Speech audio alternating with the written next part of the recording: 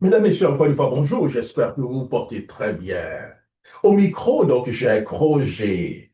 Oui, comment aujourd'hui affaiblir un grand parti par la voie judiciaire? Oui, voilà un peu le débat que nous avons donc mené. Mesdames, Messieurs, encore une fois, bonjour pour tous ceux qui nous suivent dans les quatre coins du monde, nos fidèles auditeurs. Ils sont de plus en plus nombreux. Aujourd'hui, je voudrais, cher ami, vous parler donc d'un sujet qui dépasse largement largement le PDCI-NDA. Il touche donc l'avenir donc de notre démocratie, le cœur même de notre démocratie. Imaginez-vous un seul instant qu'il existe une méthode plus efficace que les élections pour affaiblir un grand parti politique. Cette méthode ne consiste pas simplement à convaincre les électeurs, ni à gagner donc dans les urnes. Elle consiste donc à multiplier donc des procédures judiciaires jusqu'à paralyser le fonctionnement normal d'un parti politique. Posez-vous donc la question, cher ami, que se passe-t-il lorsque chaque décision importante, chaque congrès, chaque réunion, chaque quelques individus saisissent donc la justice. Et la justice qui disait qu'elle était incompétente hier, et curieusement, cette justice devient compétente. Oui, voilà un peu ce qui est en train donc de se passer le bien de demain. Et on a l'impression qu'on fait fortement du mal au PDCI. Mais c'est un précédent sérieux que nous sommes actuellement en train donc d'accepter sans le vouloir. Le parti passe plus donc le temps ici donc à se défendre devant donc les juges qu'à préparer les grands projets politiques ou bien la situation du moment. Aujourd'hui, on parle de commencer campement où des éléments du parti politique ont financé et étaient au cœur de cette opération qui a dépouillé donc des centaines et des centaines de personnes. Vous comprenez? Oui, nous vivons dans cette situation. Et aujourd'hui, au lieu de parler donc de ça, ah oui, on nous ramène dans le cas du PDCI-RDA avec l'accord de certains cadres du PDCI-RDA. Oui, c'est bien ce qui s'est passé. C'est exactement ce débat qui est donc aujourd'hui posé. Voilà pourquoi c'est aussi important. Au PDCI, nous assistons aujourd'hui à une succession donc de recours judiciaires.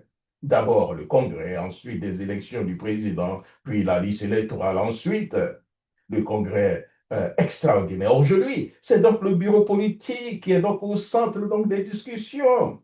Ridicule, n'est-ce pas? Le plus surprenant ici, c'est donc ailleurs, cher ami.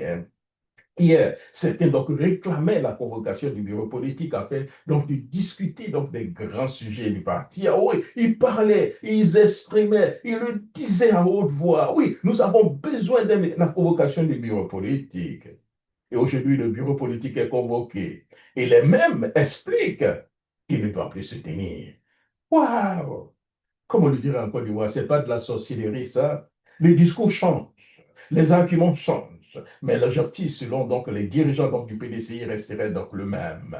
Empêcher le fonctionnement normal des institutions donc, du parti. Oui. Une autre question mérite d'être posée dans tout ça, cher ami. Est-il normal que donc des individus, groupuscules d'individus, ça à eux seuls, remettent donc en cause la décision prise par une très grande, large majorité donc des militants? Oui, imaginez-vous, la dernière élection de Cheikh Tidiane Thiam a remporté les élections avec près donc de 99,77%. C'est-à-dire les contestations sont donc 0,23%. Mais aujourd'hui, ces contestataires, on semble avoir pion sur rue grâce à la décision donc, de la justice. C'est-à-dire 0,23% impose le dictat sur 99,77%. Oui, c'est ça. Ça, c'était un record Guinness qu'il faut certainement saluer. Oui, c'est la démocratie à l'envers. On nous a toujours dit la démocratie, c'est la dictature de la majorité sur la minorité. Mais aujourd'hui, encore on a l'impression que la minorité a une pose son sur la grande majorité. Oui, dans toute démocratie, ce sont les militants qui choisissent donc leurs dirigeants selon donc les règles de leur parti.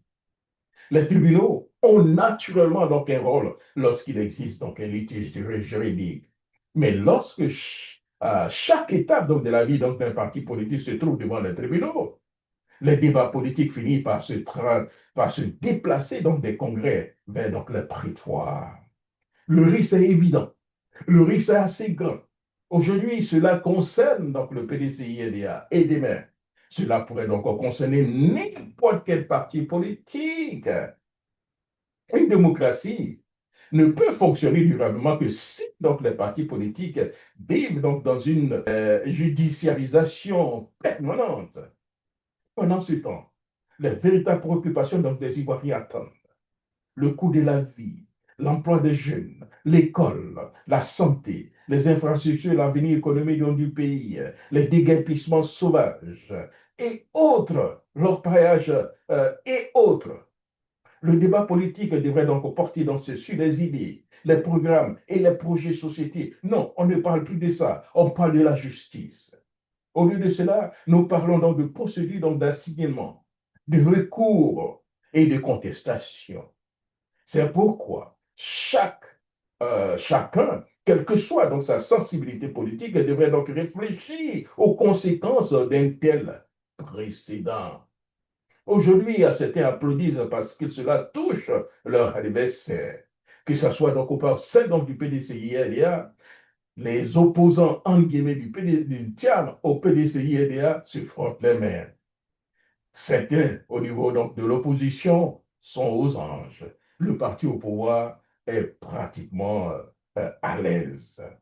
Mais en démocratie, ce qui arrive à l'un peut arriver à tous. Ce qui arrive au PDCI aujourd'hui peut vous arriver demain. La véritable victoire politique ne se construit pas devant donc, les tribunaux.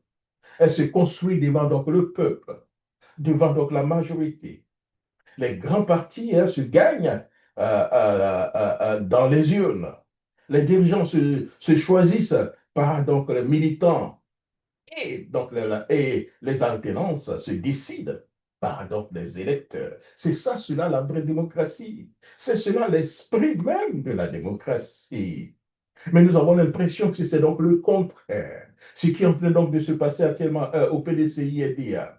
C'est assez révoltant, puisque nous savons que la grande majorité, très grande majorité, après donc des émissions, des interviews, des sondages, sont pour le président du PDCI et DIA et c'est contre cette assignation en justice. Mais pourquoi certains continuent toujours? This is the question here, ladies and gentlemen. Merci beaucoup, cher ami, et à très bientôt sur Afrique 2050 Radio pour un nouveau billet. C'était Jacques Roger, et surtout portez-vous bien. Au revoir.